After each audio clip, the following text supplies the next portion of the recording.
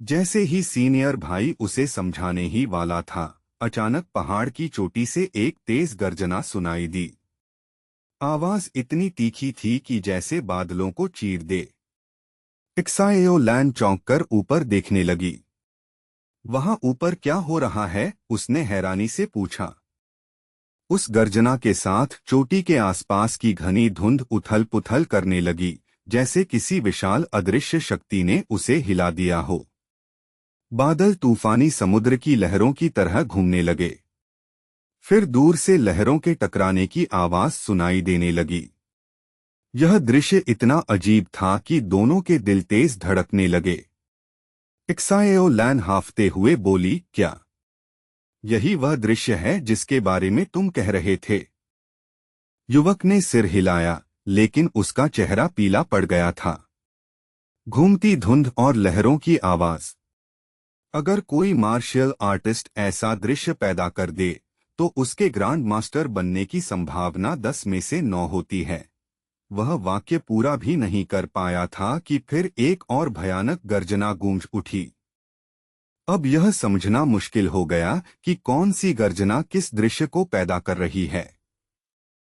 उन्हें ऐसा लग रहा था जैसे वे पहाड़ पर नहीं बल्कि समुद्र के किनारे खड़े हों। युवक का मुंह खुला रह गया। हे भगवान! जूनियर सिस्टर, ध्यान से देखो। ऐसा दृश्य जिंदगी में शायद ही कभी देखने को मिलता है। तभी धुंध हटने लगी और आसमान में 3 विशाल सफेद व्हेल दिखाई दी, जो पूरी तरह धुंध से बनी थीं। तीनों विशाल सफेद व्हेल धीरे धीरे प्रकट हुईं और पहाड़ की चोटी के 3 अलग अलग दिशाओं में तैरने लगीं। वे धीरे धीरे चल रही थीं और कभी कभी अपना बड़ा मुंह खोलकर सफेद ऊर्जा की लहरें छोड़ती, जिससे हवा भी कांपती दिख रही थी। तीनों व्हेल लगातार गर्जना कर रही थीं, बादलों के समुद्र में, जैसे वे आपस में आसमान पर कब्जे के लिए लड़ रही हों। सीनियर भाई उत्साह से बोल उठा, लहरों की गर्जना, सफेद व्हेल का गीत, यह टॉप टियर दृश्य है। और वह भी एक साथ 3। इक्साएओ लैन ने उसका हाथ पकड़ लिया। सीनियर ब्रदर, जल्दी बताओ, टॉप टियर दृश्य का मतलब क्या होता है? उसने गहरी सांस ली। माउंट डब्ल्यू शेन के इतिहास में 100 से भी कम लोगों ने रोरिंग व्हाइट वेल्स देखा है। उनमें से 20 से ज्यादा लोग 8वें स्तर के ग्रांड मास्टर बने और 4 मार्शल सेंट तक पहुंचे। उसने चोटी की ओर इशारा किया। समझ रही हो इसका मतलब? इसका मतलब है कि इस वक्त उस चोटी पर कम से कम 3 ऐसे प्रतिभाशाली लोग खड़े हैं जिनमें भविष्य में मार्शल सेंट बनने की क्षमता है। इक्साएओ लैन ने गहरी सांस ली। सीनियर ब्रदर, क्या तुम कहना चाहते हो कि इस एक टूर्नामेंट से 3 मार्शल सेंट निकल सकते हैं? युवक ने सोचकर कहा, मैं बस इतना कह रहा हूं कि उनमें योग्यता है।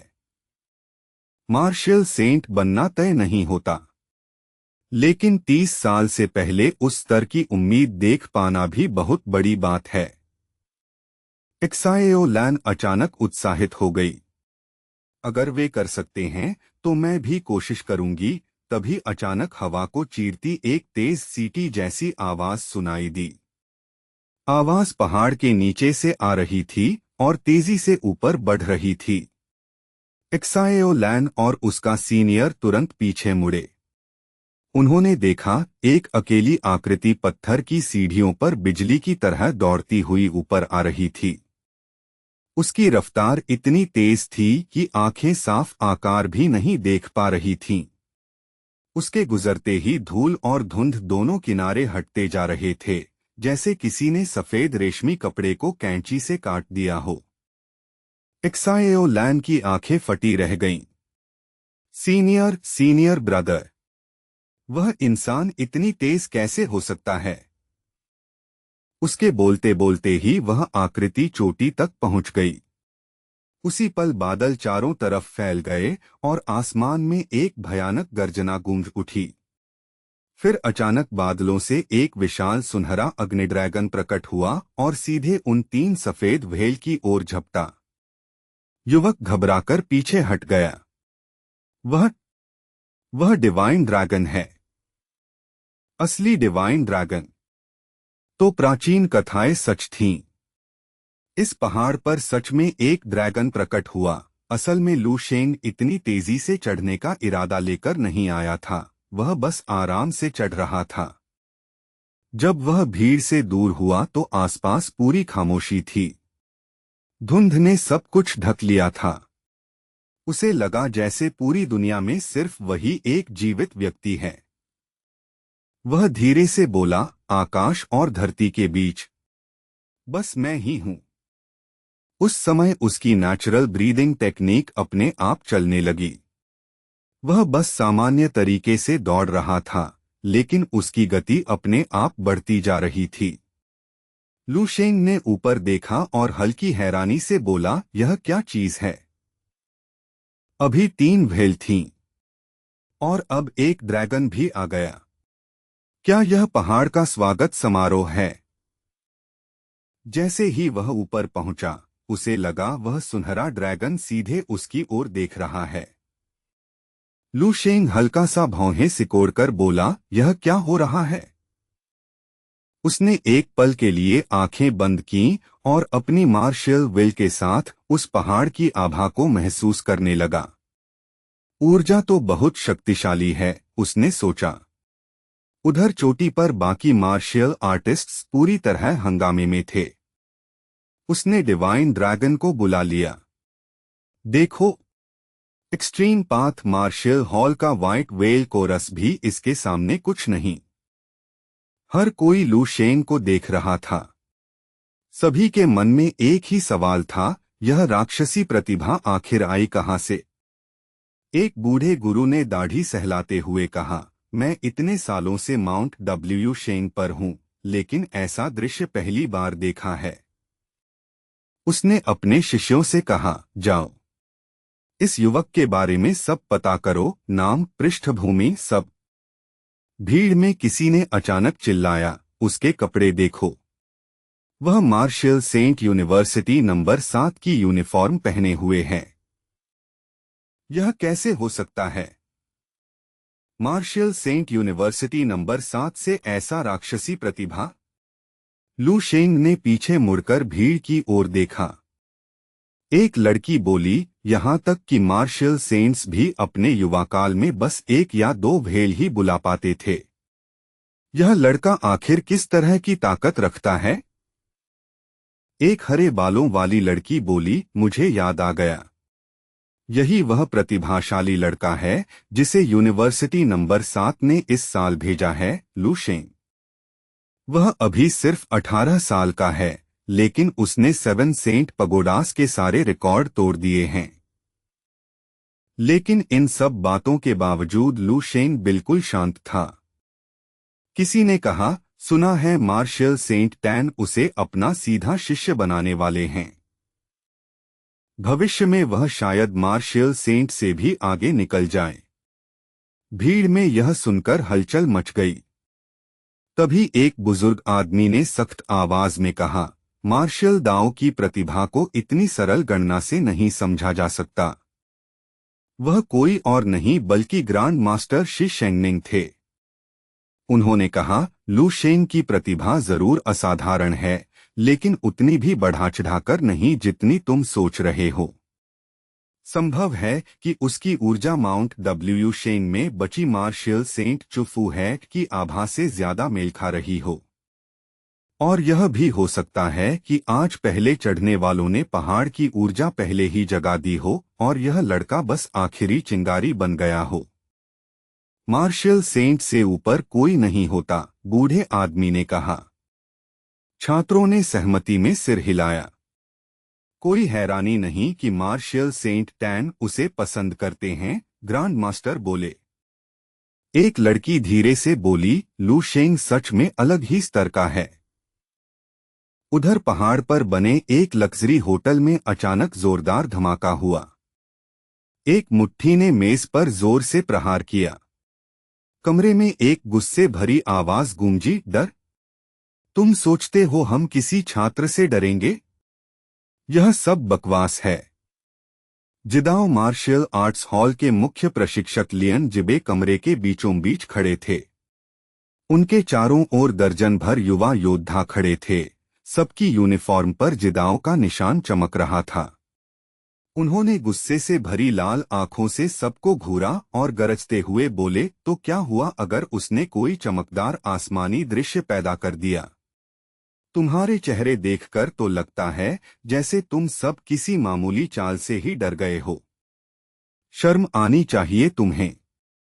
लियन जिबे गुस्से में चिल्लाते रहे। वह लड़का कोई ग्रांड मास्टर नहीं है। ज्यादा से ज्यादा उसके अंदर थोड़ी ज्यादा क्षमता होगी। और तुम जिदाओ मार्शल आर्ट्स हॉल के मुख्य शिष्य हो, हमारे भविष्य के स्तंभ। फिर भी एक ऐसे छात्र से डर रहे हो जो अभी अभी पढ़ाई खत्म करके निकला है। कमरे में भारी खामोशी छाई हुई थी। तभी सुनहरे बालों की लटों वाला एक युवक धीरे से बोला। यह था चाओ कियान, जिदाओ मार्शल आर्ट्स हॉल के मशहूर जेमिनी स्टार्स में से एक। उसने आराम से ठुड्डी हाथ पर टिकाई और दूसरे हाथ से अपनी आस्तीन से धूल झाड़ते हुए बोला, इंस्ट्रक्टर, थोड़ा यथार्थवादी बनिए। वह लू शेंग अभी ग्रांड मास्टर से बहुत दूर है। मान लिया कि उसकी प्रतिभा अच्छी है, चाओ कियान ने आंखें सिकोड़ते हुए कहा, लेकिन वह भविष्य की बात है। अभी के लिए उसका कोई मतलब नहीं। अगर मैं अपनी असली गुप्त तकनीकें इस्तेमाल करूं, तो असली लड़ाई में मैं उससे एक कदम भी पीछे नहीं रहूंगा। तभी दूसरा युवक आगे आया, चाओ किंग, जेमिनी स्टार्स का दूसरा सदस्य। वह चाओ कियान के पास खड़ा होकर बोला, सही कहा। असली मार्शल आर्ट्स ताकत इन दिखावटी दृश्यों से तय नहीं होती।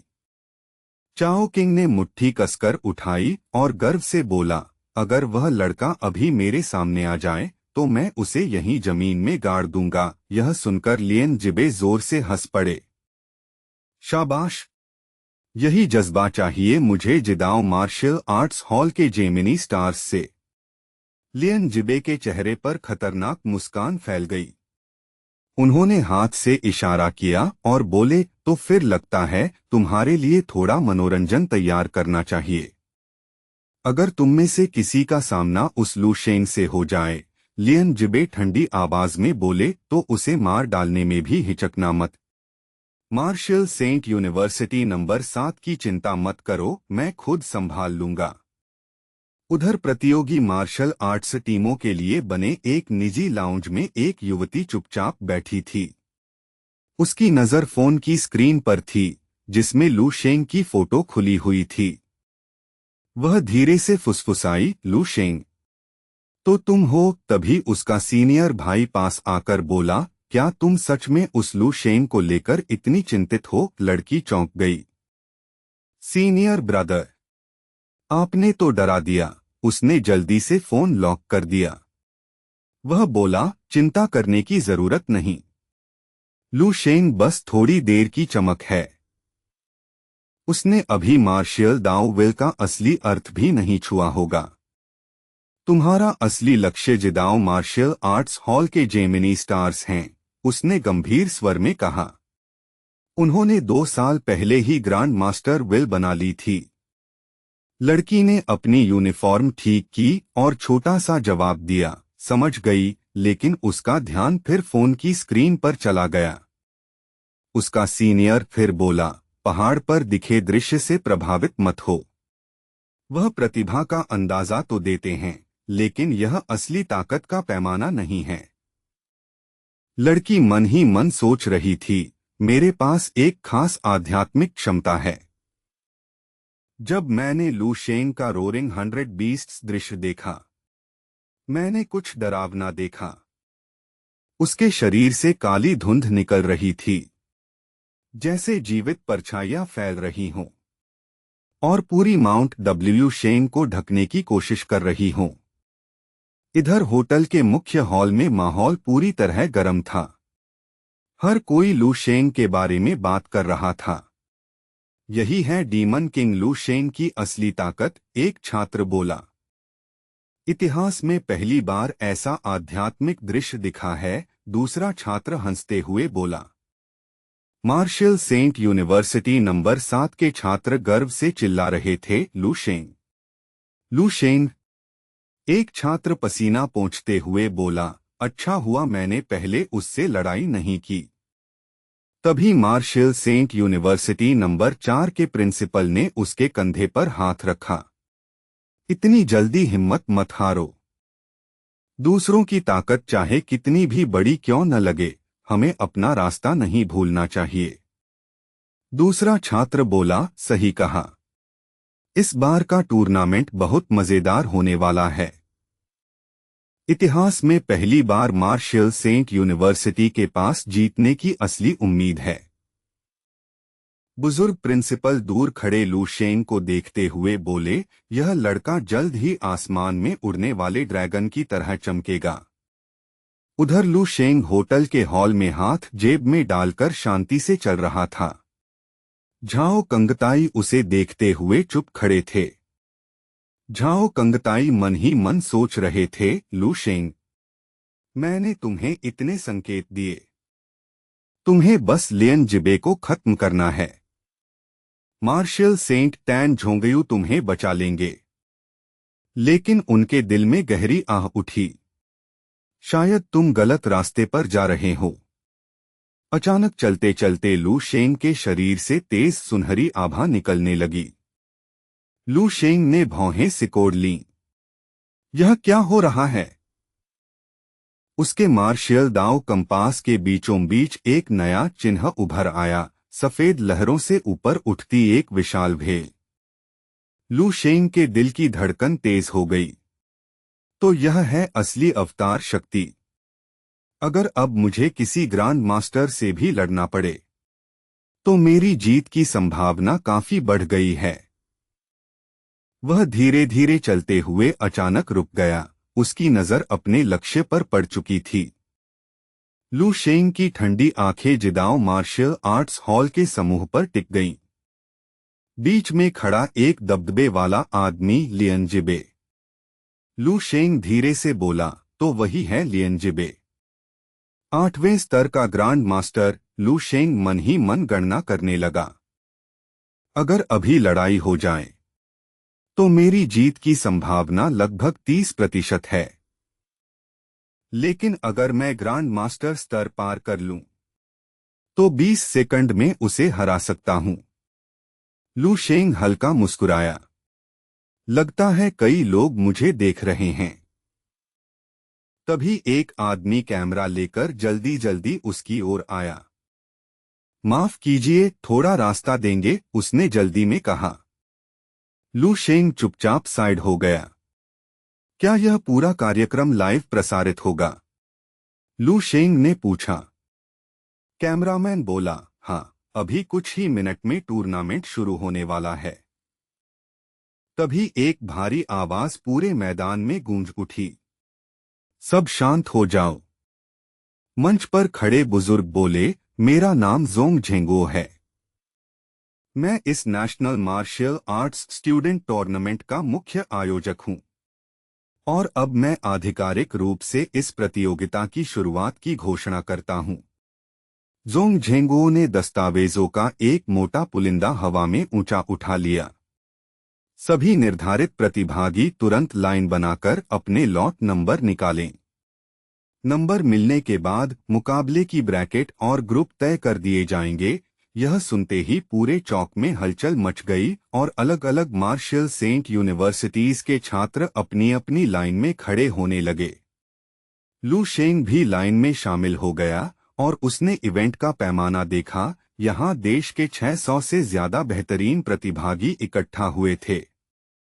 सेवंथ सेंट यूनिवर्सिटी जैसी शीर्ष संस्थाओं को 10-10 जगहें मिली थीं, जबकि सामान्य अकादमियों को मुश्किल से 2 या 3 सीटें मिली।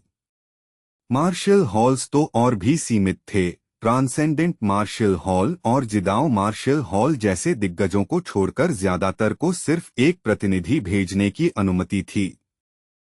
आगे बढ़ो और तय क्रम में लॉट निकालो। जोंग झेंगुओ गर्जा।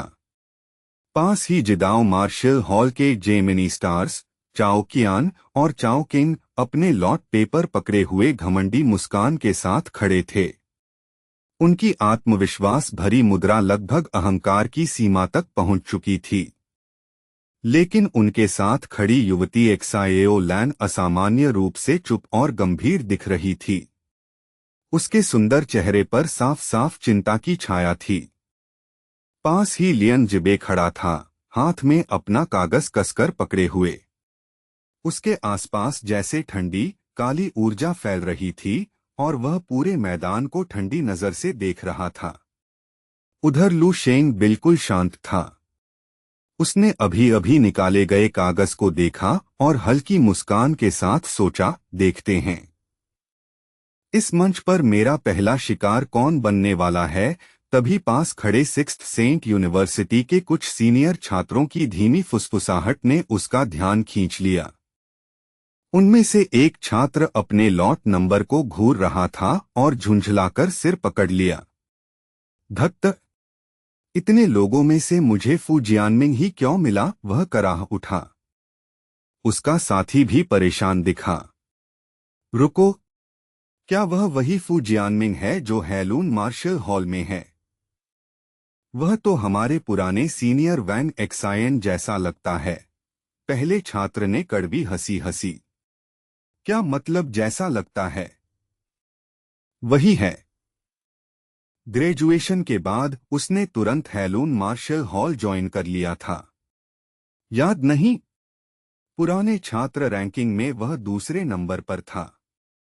अगर अब हमें उससे लड़ना पड़ा तो यह पुराने भाइयों के बीच खूनी मुकाबला होगा।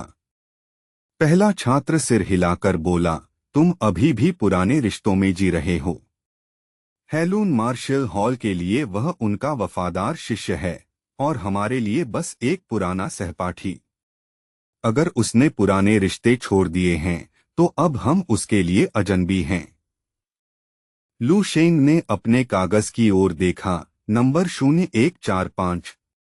यह नंबर उसे बेस 1359 के दिनों की याद दिला रहा था। ठीक है, उसने सोचा, देखते हैं किसे किस्मत ने मेरे सामने भेजा है। उसी समय पीछे से एक संकोची आवाज आई। लू शेंग, माफ कीजिए, क्या आप वही लू शेंग हैं जिनके बारे में रिकॉर्ड में लिखा है? लू शेंग धीरे से मुड़ा। उसके सामने एक युवक खड़ा था जो उससे कुछ साल बड़ा लग रहा था। उसके चेहरे पर शांत और दोस्ताना भाव थे। और आप? लू शेंग ने पूछा। युवक ने थोड़ा झेंपते हुए सिर खुजलाया और मुस्कुरा दिया। माफ कीजिए, अचानक बात कर रहा हूं। मैं डोमिनिक मार्शियल एकेडमी से हूं। मेरा नाम लू मिंग है, उसने कहा। लू शेंग ने हल्का सा सिर हिलाया। डोंगनिंग मार्शल एकेडमी डोंगनिंग प्रोविंस में है, इसलिए दोनों एक ही प्रांत के थे। लू मिंग सम्मान से बोला, आपकी प्रसिद्धि तो पहले ही सुन चुका था, लेकिन सामने देखकर लगता है कि अफवाहों से भी ज्यादा असाधारण हैं। लू मिंग कई महीनों से लू शेंग के कारनामों की कहानियां सुनता आ रहा था। वह खुद उस भयानक 100 बीस्ट रोर का गवाह भी था जिसने पर्वत हिला दिया था। अब वह मुश्किल से अपने अंदर के फैन को संभाल पा रहा था। वह हंसते हुए बोला, असल में ईस्टर्न एकेडमीज के 2 और लोग आपको पहचान गए थे। वे थोड़े शर्मीले हैं, इसलिए मुझे भेजा है कि उनकी ओर से नमस्ते कह दूं। लू शेंग के मन में तुरंत पहचान की चमक आई। अरे, वही 2 पिकाचूस, उसने सोचा। लू शेंग ने भीड़ में नजर दौड़ाई और हाथ उठाकर हल्का सा इशारा किया।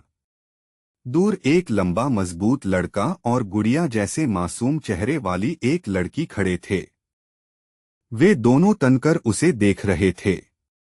ये जिंग ही और कॉम किंग थे, वही जो ईस्टर्न रीजन के स्टार सीकिंग जनरल सिलेक्शन में उसके साथ थे। उन्होंने उसके साथ कठोर सैन्य प्रशिक्षण भी झेला था। लू शेंग को याद आया कि वह कॉम किंग को खूब चिढ़ाया करता था। यह याद आते ही कॉम किंग का चेहरा फिर से लाल हो गया। वह तेजी से हाथ हिलाकर बोली, सच में वही है। एक पल के लिए लगा कि मैंने किसी दंतकथा को पहचानने में गलती कर दी। लू शेंग को देखकर जिंगजी हैरान रह गया। उसने मुट्ठियां कस लीं। मुझे पता था वह राक्षस है, लेकिन इतना जल्दी इस स्तर तक पहुंच जाएगा कभी सोचा नहीं था। कॉन्ग किंग भी चुप खड़ी थी, होंठ काटते हुए। उसके मन में कई तरह की भावनाएं चल रही थीं। वह बहुत ज्यादा ताकतवर है, उसने धीरे से कहा। इतना कि उसके पास खड़े रहना भी मुश्किल लगता है, जैसे हवा ही भारी हो गई हो। जिंगजी ने लंबी सांस छोड़ी। चयन खत्म होने के बाद से उसने लू शेंग को सिर्फ समाचारों में ही देखा था, जहां उसे राष्ट्रीय मार्शल आर्ट्स चैंपियन बताया जा रहा था। पास खड़े छात्रों ने यह सब सुनकर ईर्ष्या से कहा, तुम लोग सच में लू शेंग को जानते हो? एक ही बैच में थे। कमाल है। एक छात्र बोला, उससे संपर्क बनाए रखना। आगे चलकर यह तुम्हारी जिंदगी बदल सकता है। जिंगजी ने कड़वी मुस्कान के साथ जवाब दिया, संपर्क बनाए रखना? तुम्हें समझ नहीं आ रहा। यह अब साधारण अंतर नहीं रहा। यह तो एक गहरी खाई है, वह बुदबुदाया। ऐसी दूरी जिसे मेहनत से भी पार नहीं किया जा सकता। 10 मिनट बाद जोंग झेंगुओ की आवाज फिर गूंजी। ध्यान दें, 3 प्रतिभागी समय पर शिखर तक नहीं पहुंच पाए, इसलिए उनकी पात्रता रद्द की जाती है। उनके विरोधियों को सीधे अगले दौर में भेजा जाएगा। वह नंबर पढ़ने लगा। 0384 0135। लू शेंग चौंका, उसका नंबर भी था। लगता है किस्मत अच्छी है, लू शेंग ने सोचा। इसका मतलब है कि बिना लड़े ही पहला राउंड पार। अच्छा है, उसने सोचा। थोड़ा आराम मिल जाएगा। स्टेज पर जाकर वार्म अप करने की झंझट भी नहीं। इस समय का इस्तेमाल बाकी प्रतिभागियों की ताकत देखने में कर लेता हूं। इसके बाद प्रतिभागी अपने अपने सेक्टर में फैल गए। विशाल चौक को सैकड़ों छोटे युद्ध क्षेत्र में बांट दिया गया था। जो लोग नहीं लड़ रहे थे, वे बाहर खड़े होकर देख रहे थे, जबकि अंदर सिर्फ रेफरी और फोटोग्राफर थे। पहला राउंड लगभग तुरंत शुरू हो गया। कई एरिना में बिजली जैसी ऊर्जा और भारी टक्करों की आवाज गूंज रही थी। हर रिंग लगभग 20 वर्ग मीटर की थी। 5वें रैंक या उससे ऊपर के योद्धाओं के लिए बहुत तंग जगह। नियम बहुत सरल थे। अगर कोई खिलाड़ी रिंग से बाहर गिर गया या हार मान ली तो मुकाबला खत्म। बाहर छात्र जोर जोर से चिल्ला रहे थे, सीनियर ब्रदर, उन्हें दिखा दो। यह सुनकर लू शेंग ने पास के एक रिंग की ओर देखा। ओह, यहां तो कोई सच में अच्छा लड़ रहा है। कुछ सेकंड पहले ही मार्शल आर्टिस्ट एसोसिएशन के रेफरी ने झंडा गिराया था और शैनचेंग प्रोविंस का एक योद्धा बिजली की तरह हमला कर चुका था। जिस सीनियर ब्रदर के लिए लोग चिल्ला रहे थे, उसका नाम हो डोंग था। उसके सामने विरोधी के हाथ में 2 चमकती तलवारें थीं। दोनों बिना भाव बदले भिड़ गए। नीली ऊर्जा हवा में चमकी और तेज आवाजें गूंजने लगीं। वो डोंग की आंखें ठंडी थीं। उसने एक भयानक मुक्का मारा, धड़ाम। दोनों तलवारें टूटकर बिखर गईं। शैनचेंग का योद्धा हवा में उछलकर रिंग से बाहर जा गिरा। रेफरी चिल्लाया, विजेता हुओ डोंग। बाहर से जोरदार तालियां और शोर उठ गया। उसके साथी खुशी से दौड़कर उसके पास आ गए। कमाल था सीनियर ब्रदर। इस साल हमारा डोजो शायद राष्ट्रीय टॉप 100 में पहुंच जाए। वो डोंग हंसते हुए अपने साथियों के साथ रिकवरी क्षेत्र की ओर चला गया। उधर शैनचेंग का हारने वाला युवक रिंग के पास खड़ा था। चेहरे पर निराशा साफ दिखाई दे रही थी। रेफरी ने उसे समझाया, इतना दुखी मत हो। मार्शल हॉल के शिष्य शीर्ष ग्रेजुएट होते हैं। उनके प्रशिक्षण की गति बहुत तेज होती है। प्रतिभा और कठिन अभ्यास दोनों मिलकर उन्हें मजबूत बनाते हैं। उनसे हारना शर्म की बात नहीं। युवक ने दांत भींचकर कहा, अगर मेरी उम्र भी उसकी जितनी होती तो वह जीत नहीं पाता। दूर खड़े लू शेंग ने यह सब अपनी तेज मानसिक संवेदना से सुन लिया। उसने हल्का सा सिर हिलाया। उसे यह बहाना बहुत बार सुनने को मिला था। सब कहते हैं अगर समय बराबर होता तो जीत जाते, उसने सोचा। लेकिन असली लड़ाई में क्या दुश्मन तुम्हारी उम्र देखता है? क्या कोई हत्यारा इसलिए रुक जाएगा कि तुम बीमार हो या दुखी हो? हार तो हार है।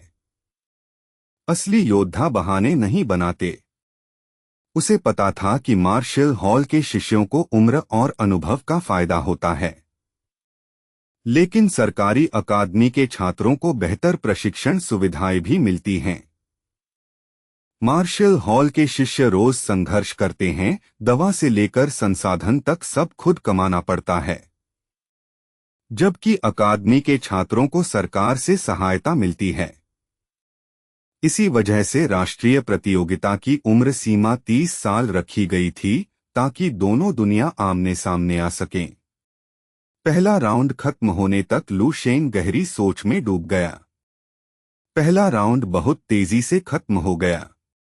कमजोर प्रतिभागी जल्दी ही बाहर हो गए। करीब 30 मिनट बाद फिर आवाज गूंजी, पहला राउंड समाप्त। दूसरा राउंड शुरू। नंबर 0135 लू शेंग और नंबर 0247 यांग युआन अरीना 3 पर आए। भीड़ में खड़ा यांग युआन यह सुनते ही पीला पड़ गया। उसके घुटने कांपने लगे। मैं हार मानता हूं, वह डर से चिल्लाया। मैं बाहर हूं। अभी हार मानता हूं। लू शेंग अभी रिंग में चढ़ा भी नहीं था और यह हो गया। रेफरी भी हैरान रह गया। नंबर 247 यांग युआन ने मुकाबला छोड़ दिया है।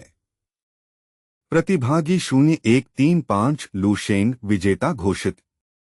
लू शेंग ने कंधे उचकाए और मुड़कर चल दिया। पीछे यांग युआन बुदबुदा रहा था, यह पागलपन है। मुझे उस डीमन किंग के सामने क्यों खड़ा कर दिया? उसने नी होंगचुआन की मार्शियल विल एक ही वार में तोड़ दी थी। यांग युआन अभी भी कांप रहा था। उधर लू शेंग थोड़ा निराश था। एक और मौका बिना लड़े खत्म हो गया। अब टूर्नामेंट उसे थोड़ा उबाऊ लगने लगा था। जैसे ही वह चौक में चलता, बाकी प्रतिभागी उससे दूरी बना लेते। लू शेंग ने आह भरी और भीड़ में आगे बढ़ गया। ऊपर से लियन जिबे उसे जाते हुए देख रहा था। उसके चेहरे पर ठंडी मुस्कान थी। तो यही वह घमंडी लड़का है जिसने वह खतरनाक मिशन स्वीकार किया था, उसने सोचा। उसे पता भी नहीं कि वह मेरे बिछाए जाल में खुद चलकर आ रहा है। पेशेवर मार्शल आर्ट्स की दुनिया में लड़ाइयां लंबी नहीं चलती। यह बिजली जैसी तेज टक्कर होती है, जहां ताकत, गति, तकनीक और आंतरिक शक्ति सब मिलकर फैसला करती हैं। अक्सर 10 चालों के भीतर ही जीत तय हो जाती है। तीसरे राउंड से पहले मैदान का माहौल और भी तनावपूर्ण हो गया। अब 3/4 प्रतिभागी बाहर हो चुके थे। रिंग का आकार भी बढ़ा दिया गया ताकि ताकतवर लड़ाके पूरी शक्ति दिखा सकें। जोंग झेंगो फिर आगे आया। ध्यान दें, राष्ट्रीय मार्शल आर्ट्स छात्र टूर्नामेंट का तीसरा राउंड शुरू हो रहा है। 4 मुख्य एरिना का उपयोग किया जाएगा, 1 से 4 तक। प्रतिभागी 0135 लू शेंग और प्रतिभागी 0452 अरीना 4 पर आए। काफी देर से इंतजार करते करते लू शेंग के शरीर में जकड़न हो गई थी। उसने खड़े होकर शरीर खींचा, रीढ़ की हड्डियां पटाखों की तरह खटखटाई। आखिरकार उसने बुदबुदाया। उसके लिए यह लड़ाई बस एक साधारण वार्म अप थी। उसे विरोधी कौन है, इससे कोई फर्क नहीं पड़ता था। वह आराम से हाथ जेब में डालकर एरिना की ओर चल पड़ा। लेकिन रास्ता भीड़ से पूरी तरह भरा हुआ था। इस भीड़ से होकर कैसे जाऊं, उसने सोचा। फिर उसके दिमाग में एक सीधा तरीका आया। अचानक लू शेंग ने अपनी मानसिक शक्ति छोड़ दी। एक अदृश्य तूफान की तरह दबाव फैला और भीड़ को किनारे धकेल दिया। सीधे रिंग तक रास्ता बन गया। भीड़ में तुरंत हंगामा मच गया। लोग गुस्से में चिल्लाने लगे। एक हरे बालों वाला ताकतवर आदमी मुड़ा और गरजकर बोला, क्या कर रहा है लड़के? मरना चाहता है क्या? रास्ता देखकर नहीं चल सकता? हरे बालों वाला आदमी जवाब का इंतजार भी नहीं करता। सीधे गुस्से से भरा एक भारी मुक्का लू शेंग के चेहरे की तरफ चला देता है। उसकी जंगली चीख और आते हुए हमले को महसूस करके लू शेंग के चेहरे पर हल्की सी मुस्कान आ गई। उसने मन ही मन सोचा, कमाल है। लगता है पहाड़ पर जो हुआ वो देखने के बाद भी किसी में इतनी हिम्मत है कि मुझसे भिड़ने की कोशिश करे। उस आदमी की मुट्ठी के चारों तरफ गाढ़ी दूधिया आंतरिक शक्ति लिपटी हुई थी। जैसे ही वह हवा को चीरते हुए आगे बढ़ी, उसके आसपास छोटे छोटे भंवर बनने लगे और तेज सीटी जैसी आवाज गूंज उठी। एक सामान्य लड़ाके के लिए यह हमला काफी ताकतवर था, इतना कि हड्डियां तक तोड़ सकता था और पीछे घूमती हवा की लकीर छोड़ देता। लेकिन लू शेंग की नजर में यह हमला बेहद धीमा था, जैसे कोई स्लो मोशन सपना हो। उसने बस हल्का सा सिर पीछे झुकाया और भारी मुट्ठी उसकी त्वचा को छूते हुए खाली निकल गई। उस आदमी को समझ भी नहीं आया कि हमला चूक गया है। तभी लू शेंग ने आराम से उसके पेट में एक तेज किक मार दी। आवाज आई जैसे पत्थर पर चीनी मिट्टी का बर्तन टूट गया हो। वह आदमी तोप से निकले गोले की तरह पीछे उड़ गया। 20 मीटर से भी ज्यादा दूर हवा में उछलता हुआ भीड़ के पीछे पत्थर की सीढ़ियों से टकराया। धड़ाम! पत्थर टूटकर बिखर गए और वह वहीं बेहोश हो गया। भीड़ चीख उठी। लू शेंग की ठंडी नजर जैसे ही लोगों पर पड़ी, वे तुरंत रास्ता छोड़कर किनारे हट गए, जैसे समुद्र दो भागों में बंट गया हो। लू शेंग आराम से स्टेज पर चढ़ गया। असल में वह इतना कठोर नहीं होना चाहता था, लेकिन उस आदमी ने आंतरिक शक्ति से जानलेवा हमला किया था। इसलिए लू शेंग ने बाकी लोगों को चेतावनी देना जरूरी समझा। स्टेज पर खड़े होकर लू शेंग ने खाली एरिना को देखा, फिर रेफरी की ओर मुड़कर शांत आवाज में पूछा, मेरा विरोधी कहाँ है? जोंग झेंगुओ भी इस गड़बड़ी और देरी से चिढ़ गया था। वह माइक्रोफोन में बोला, हाँ, पार्टिसिपेंट यांग युअन कहा गया। हमारा समय बहुत सख्त है। यांग युअन, अगर अगले 30 सेकंड में सामने नहीं आए तो कायरता के कारण अयोग्य घोषित कर दिए जाओगे। आवाज पूरे मैदान में गूंज गई, लेकिन जवाब में बस ठंडी पहाड़ी हवा की सीटी सुनाई दी। तभी एक कांपता हुआ दर्शक सीढ़ियों की तरफ इशारा करते हुए बोला, वो वही यांग युअन था। लू शेंग ने उसे उड़ाकर बेहोश कर दिया। रिंग तक पहुंचने से पहले ही दूसरा आदमी भी बड़बड़ाया, मुकाबला शुरू होने से पहले ही खत्म हो गया। जोंग झेंगो ऐसा लग रहा था जैसे लू शेंग को डांटना चाहता हो कि उसने लड़ाई क्षेत्र के बाहर इतनी ताकत क्यों इस्तेमाल की। लेकिन आखिर उसने बस लंबी सांस ली। हालात चाहे जो हों, तुम लोगों को थोड़ा संयम रखना सीखना चाहिए। कम से कम प्रसारण के लिए, उसने बड़बड़ाया। हालांकि उसकी आंखों में छिपा हुआ आश्चर्य साफ दिख रहा था। लू शेंग ने बस सिर हिलाया। उसे बिल्कुल अफसोस नहीं था। वह आदमी खुद जानलेवा इरादे से आया था, तो नतीजा भी वही मिला। हाँ, उसे थोड़ी राहत जरूर हुई कि औपचारिक मुकाबले की झंझट नहीं करनी पड़ी, लेकिन यह कि उसने गलियारे में ही विरोधी को निपटा दिया, यह सच में अजीब था। लू शेंग ने सोचा, जब औपचारिक लड़ाई की मेहनत से बच गया हूं, तो क्यों न बाकी लोगों की शैली देखी जाए। तीसरा राउंड जल्दी ही खत्म हो गया। अब पूरे टूर्नामेंट में 100 से भी कम प्रतिभागी बचे थे। इस स्तर पर हर खिलाड़ी देश के युवा योद्धाओं के टॉप 100 में गिना जाता था। अब माहौल बदलने लगा था। टॉप 16 की लड़ाई करीब आ रही थी, जहां असली प्रतिभा और भविष्य के दिग्गज अलग होने वाले थे। लू शेंग हर मुकाबले में शांत तरीके से उतरता और बिना किसी मुश्किल के विरोधियों को खत्म करता जा रहा था। सच कहें तो उसके लिए यह सब बेहद उबाऊ था। अधिकतर विरोधी छठे रैंक की सीमा तक भी नहीं पहुंचे थे। उनकी ताकत और तकनीक इतनी नहीं थी कि लू शेंग को सच में चुनौती दे सके। लेकिन एरिना के बाहर माहौल बिल्कुल अलग था। दर्शक चीख रहे थे, तालियां बजा रहे थे। हर जोरदार टक्कर और हर चमकती आंतरिक शक्ति पर भीड़ पागल हो जाती। लू शेंग की नजर में यह सब ऐसा था जैसे बच्चे रेत में खेल रहे हों। उसने हर मुकाबला सिर्फ एक वार में खत्म किया। दूसरे वार की जरूरत ही नहीं पड़ी। अक्सर तो रेफरी रेडी बोलकर हाथ गिराता ही था कि हारने वाला पहले ही स्ट्रेचर पर उठाया जा चुका होता। चौथे राउंड का विजेता लू शेंग घोषणा होते ही मैदान शोर से भर गया। हेलून मार्शल हॉल का एक मध्यम आयु का प्रशिक्षक रेलिंग पकड़कर खड़ा था। उसका चेहरा पीला पड़ गया था। सेवंथ सेंट यूनिवर्सिटी का वह लड़का।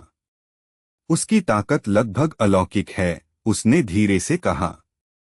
पास खड़े आदमी ने भी कहा, सिर्फ उसकी मौजूदगी ही डर पैदा करती है। सामने बैठे कुछ लोग तो उसकी आभा से ही बेहोश होने वाले लगते हैं। प्रशिक्षक ने अपने बगल में खड़े युवा शिष्य की ओर देखा। टॉप 20 के योद्धा भी शायद उसके एक वार से टूट जाएं। अगर तुम्हें उससे लड़ना पड़ा तो जीत की उम्मीद बहुत कम होगी। युवा चुप रहा। उसका हाथ धीरे से तलवार के हत्थे पर गया। कुछ पल बाद उसने धीरे से कहा, मैं हॉल के लिए पूरी कोशिश करूंगा। अगर मेरी सामान्य तकनीकें काम नहीं आईं, उसने तलवार को कसकर पकड़ा, तो मुझे वह चाल इस्तेमाल करनी पड़ेगी, चाहे शरीर पर कितना भी असर पड़े। प्रशिक्षक ने गंभीरता से सिर हिलाया। ठीक है। तुम्हारे मास्टर मागोलू ने वह तकनीक खास तौर पर जिदाओ के जेमिनी स्टार्स और शायद एक्साएओ लैंड के लिए बनाई थी। लेकिन लू शेंग उससे भी ज्यादा खतरनाक लगता है। अगर इससे तुम टॉप 8 में पहुंचते हो तो यह बलिदान सही है। युवा दूर खड़े लू शेंग को देखने लगा, जो पहाड़ की तरह शांत खड़ा था। उधर लियन जिबे और जेमिनी स्टार्स भी उसे घूर रहे थे। लियन जिबे की आंखें सिकुड़ गईं। वह ध्यान से लू शेंग की हर हरकत देख रहा था। लगता है इस लड़के में सच में काफी ताकत है, उसने ठंडी आवाज में कहा।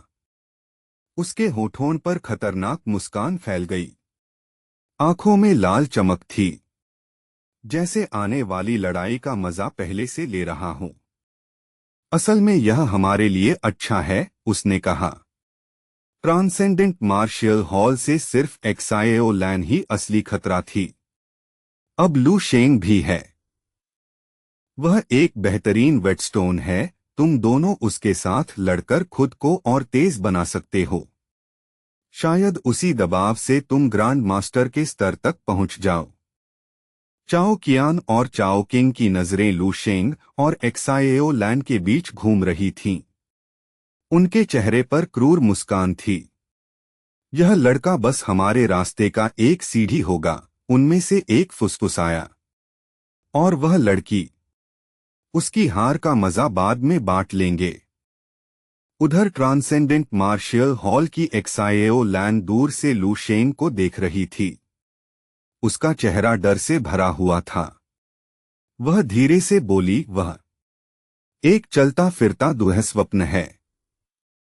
उसके साथी ने हंसते हुए कहा, इतना भी डरने की जरूरत नहीं। वह मजबूत है, लेकिन शायद जिदाओ के दोनों भाइयों जितना ही होगा। लेकिन एक्साएओ लैंड ने सिर हिला दिया। वह शब्द ही नहीं ढूंढ पा रही थी, क्योंकि उसकी आध्यात्मिक दृष्टि दुनिया को अलग तरह से देखती थी। हालांकि सूरज अभी डूबा नहीं था, लेकिन उसे लगा कि पूरा मैदान काले धुएं जैसे अंधेरे में डूब रहा है। जैसे काला धुआं और जलती आग एक साथ मिल गए हों। एक्साएओलैन की आवाज कांप रही थी। तुम लोग जो देखते हो वह बस सामान्य आंखों का भ्रम है। मैं आदमी नहीं देख रही। मैं एक प्राचीन दानव देख रही हूँ। उसने नजरें फेर लीं और मन ही मन प्रार्थना की, भगवान, बस ऐसा हो कि मेरा सामना उससे फाइनल में ही हो, ताकि मैं हार मानकर भी थोड़ी इज्जत बचा सकूं। 4 घंटे बाद जोंग झेंगुओ ने 7वें राउंड की घोषणा की। अब मैदान का माहौल चरम पर पहुंच चुका था। सिर्फ 10 प्रतिभागी बचे थे, देश के सबसे बेहतरीन युवा योद्धा। जो इस राउंड को जीतेगा वही नंबर 1 बनेगा। लू शेंग भीड़ के बीच पहाड़ की तरह शांत खड़ा था। उसने 7th सेंट यूनिवर्सिटी की तरफ देखा। अब सिर्फ वेन जिंग्यान बचा था। नी होंगचुअन पिछले राउंड में जिदाओ के जेमिनी स्टार्स से हार गया था। लॉट निकालने पर लू शेंग का मुकाबला तय हुआ फू जियानमिंग से। हेलून मार्शल हॉल के लोग तुरंत गंभीर हो गए। लू शेंग की एक बार वाली जीतों की चर्चा हर जगह फैल चुकी थी। विशेषज्ञ भी बहस कर रहे थे कि वह जिदाओ ट्विंस और एक्साएओलैन के बराबर है या नहीं। फू जियानमिंग रिंग में उतरते समय शांत दिखने की कोशिश कर रहा था, लेकिन दिल तेजी से धड़क रहा था। लू शेंग, देखते हैं किसकी राह ज्यादा गहरी है, उसने सोचा। दोनों आमने सामने खड़े हो गए। लू शेंग ने उसकी तलवार की ओर देखा, फिर शांत आवाज में बोला, पहला हमला तुम करो। फू जियानमिंग की आंखें सिकुड़ गईं। मैं ग्रेजुएट होने से पहले 2 साल तक 7 सेंट्स लिस्ट में नंबर 1 था, उसने ठंडी आवाज में कहा। लू शेंग ने बस अंगूठा दिखाया। अच्छा है, तो अपनी पूरी ताकत दिखाओ। यह सुनते ही फू जियानमिंग का गुस्सा भड़क गया। वह बिजली की तरह आगे बढ़ा और तलवार ऊपर से नीचे घुमा दी। उसे समझ नहीं आ रहा था कि क्यों, लेकिन लू शेंग की हर बात उसे चिढ़ा रही थी। अगर यह लड़का खुद को बड़ा उस्ताद समझता है, तो वह तलवार से उसका घमंड तोड़ देगा। उसकी तलवार से सुनहरी ऊर्जा की लहर फूट पड़ी। इतनी घनी की तलवार की लंबाई कई मीटर बढ़ती हुई लग रही थी। पास खड़े दर्शकों को गर्मी महसूस होने लगी।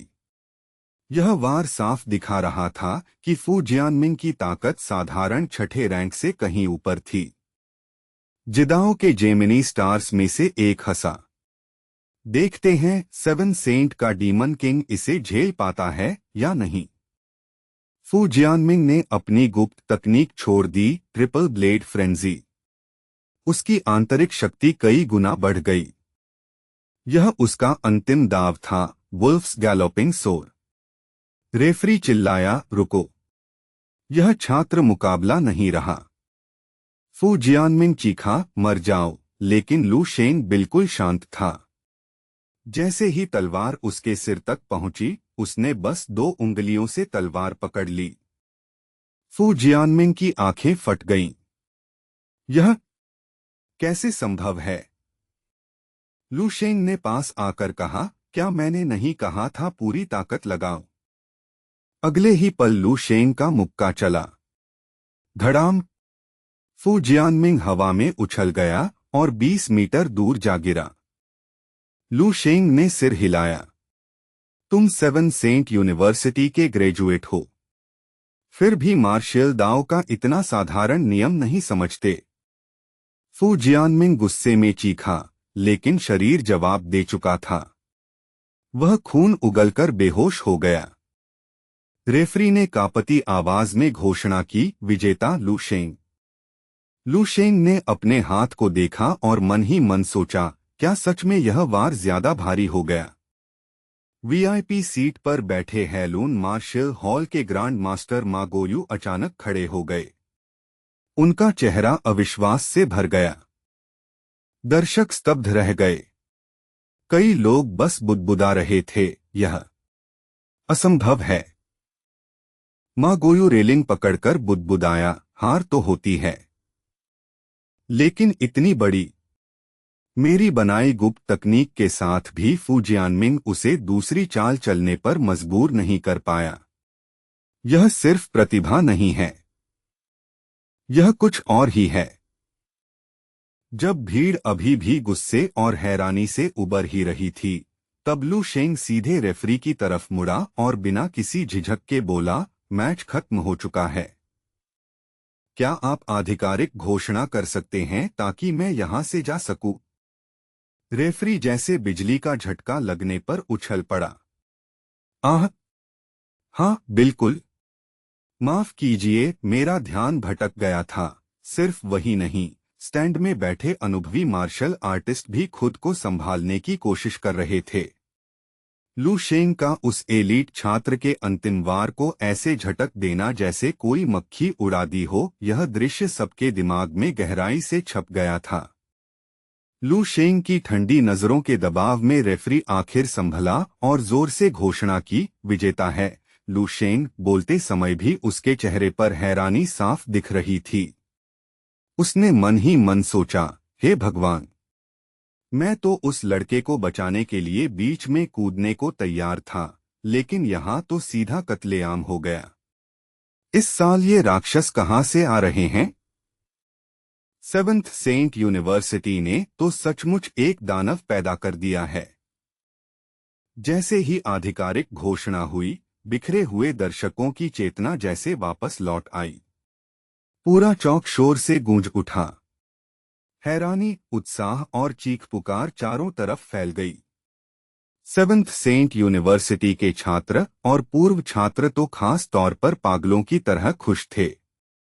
उनके चेहरे लाल हो गए थे और वे जोर जोर से चिल्लाने लगे, देखा तुमने, वो हमारा चैंपियन है।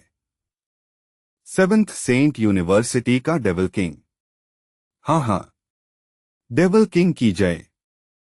ये नारे तेजी से फैलने लगे।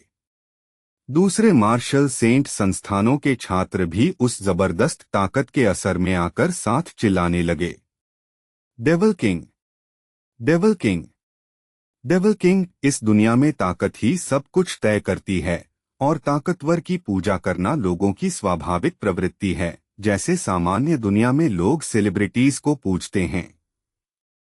एक युवा और आकर्षक योद्धा जो सिर्फ एक वार में सब पर भारी पड़ जाए, उसकी प्रशंसा करना अब किसी को शर्मनाक नहीं लगता। लू शेंग की एक ही चाल में जीत इतनी तेज थी कि मैच किसी अलग घटना जैसा लग रहा था। भीड़ की आवाजों पर ध्यान दिए बिना वह मंच से उतरकर स्टैंड के एक शांत कोने की ओर चला गया ताकि खुद को संभाल सके। जैसे ही वह बैठने की जगह की तरफ बढ़ा, आसपास के मार्शल आर्टिस्ट अपने आप रास्ता छोड़कर हट गए। उनकी आंखों में सम्मान और आदिम डर दोनों झलक रहे थे। वे धीमे स्वर में कहने लगे, डेविल किंग वापस आ रहा है, जैसे किसी प्राकृतिक आपदा की बात कर रहे हों। कुछ महिला छात्राएं उसे खाली नजरों से देख रही थीं। पहले का डर अब दीवानगी भरी प्रशंसा में बदल चुका था। एक ने फुसफुसाकर कहा, देखो तो, बैठते और आराम करते हुए भी कितना हैंडसम लगता है। दूसरी ने धीरे से कहा, मुझे लगता है मैंने फैसला कर लिया है, मैं इसी से शादी करना चाहती हूँ। लाइन में लगो, दूसरी लड़की ने सपनों भरी आवाज में जवाब दिया। बाहर से शांत दिखने के बावजूद लू शेंग अंदर ही अंदर भीड़ के शोर से परेशान हो रहा था। उसने सोचा, ये लगातार नारे लगाना अब सच में सिर दर्द बनता जा रहा है। उसने माथे का पसीना पोंछा और मन ही मन बुदबुदाया, और ये नाम, डेविल किंग, इसमें कोई खास काव्यात्मक खूबसूरती नहीं है। अगर नाम ही देना है तो होली हेवनली एम्परर या एट प्रोफाउंड इमोर्टल सेज जैसा कुछ क्यों नहीं? क्या अभी रिब्रांडिंग का सुझाव देना देर हो जाएगा? वह सच में कुछ देर तक इस पर सोचता रहा, फिर उसे एहसास हुआ कि अपने करियर की इस शुरुआती अवस्था में कोई भी उपनाम मिल जाना ही शायद थोड़ा जल्दी है। उधर प्रतियोगिता स्थल के सबसे ऊंचे हिस्से पर संघ मुख्यालय के उच्चस्तरीय ग्रैंडमास्टर्स बड़ी गंभीरता से लू शेंग का निरीक्षण कर रहे थे। एक ने आश्चर्य भरे स्वर में कहा, उस युवक की मुक्का तकनीक कम से कम कंट्रोल्ड रियल्म तक पहुंच चुकी है। उसकी शारीरिक नींद इतनी विशाल है कि उसे गैंग ऊर्जा का इस्तेमाल भी नहीं करना पड़ा और उसने एक शिखर छठे रैंक के प्रतिद्वंद्वी को कुचल दिया। उसका विकास डराने वाला है। मैंने सुना है कि उसकी असली महारत भाला तकनीक में है, फिर भी उसने हथियार निकालने की जरूरत ही नहीं समझी। लगता है जिदाओ जेमिनी स्टार्स को आखिर उनका मुकाबला मिल गया है। सामने की पंक्ति में बैठे मुख्य प्रशासक जोंग झेंगो चुपचाप दाढ़ी सहलाते हुए लू शेंग को घूर रहे थे।